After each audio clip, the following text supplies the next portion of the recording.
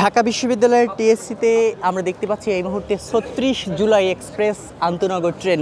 এই ট্রেনের প্রতীকী কিন্তু আমরা দেখতে পাচ্ছি এটি ঢাকা বিশ্ববিদ্যালয় ইসলামী ছাত্র শিবিরের আজকের দিনের যে কর্মসূচি, আজকে বিভিন্ন তারা উদ্যোগ হাতে নিয়েছেন, তার মধ্যে আমরা দেখতে পাচ্ছি এই মুহূর্তে ৩৬ জুলাই এক্সপ্রেস ট্রেন এবং এখানে এসে বিভিন্ন শ্রেণী পেশার মানুষ ছবি তুলছেন এবং এর ভিতরে বিভিন্ন প্রদর্শনী চলছে, তেমনটি কিন্তু আমরা দেখতে পাচ্ছি।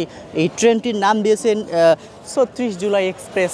এবং আপনাদেরকে যদি একটু বলে রাখি, আজকে ৫ আগস্ট আজকের দিনে, গত বছরের আজকের দিনে তৎকালীন প্রধানমন্ত্রী শেখ হাসিনা তিনি কিন্তু পালিয়ে গিয়ে তার ক্ষমতাচ্যুত হয়েছেন এবং আজকের দিনে ছাত্র জনতার বিজয় হয়েছিল এবং আজকের দিনটিকে জুলাই গণ অভ্যুত্থান দিবস হিসেবে পালন করা হচ্ছে সারা দেশেই।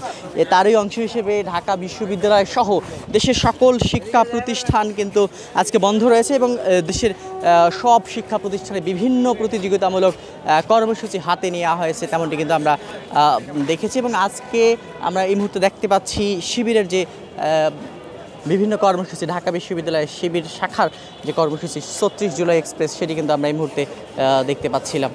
যেমনটি বলছিলাম, ৩৬ জুলাই এক্সপ্রেসে বিভিন্ন চিত্রকর্ম কিন্তু ভিতরে প্রদর্শিত হচ্ছে, সেটি কিন্তু আমরা এই মুহূর্তে দেখতে পাচ্ছি।